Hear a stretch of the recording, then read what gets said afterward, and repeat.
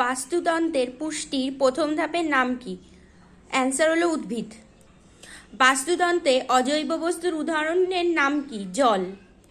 মানব নির্মিত বাস্তুতন্ত্রের উদাহরণের নাম হলো শস্যক্ষেত্র। ক্রান্তীয় বৃষ্টি অরণ্যে সর্বাধিক স্থলজ জীববৈচিত্র্য দেখা যায়। স্বাদু জলে লবণের মাত্রা কত? 1%-এর কম। হ্রদের গভীরতা হলো 6 মিটারের বেশি। ইকোলজি কথাটির অর্থ কি? অ্যান্সার হলো বাসস্থানের জ্ঞান। মরুজাতীয় উদ্ভিদকে কি বলা হয়? অ্যান্সার হলো জেরোফাইট। স্থায়ী বাস্তুতন্ত্রের নাম কি? অ্যান্সার হলো সমুদ্র। খাদ্য স্তরের অপর নাম কি? অ্যান্সার হলো ট্রফিক লেভেল।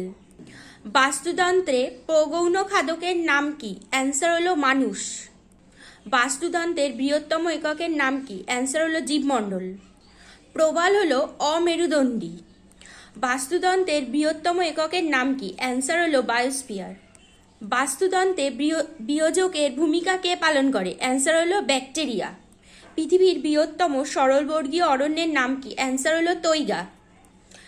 ভিডিওটা যদি তোমাদের ভালো লেগে থাকে অবশ্যই লাইক, শেয়ার অ্যান্ড সাবস্ক্রাইব করতে ভুলো না।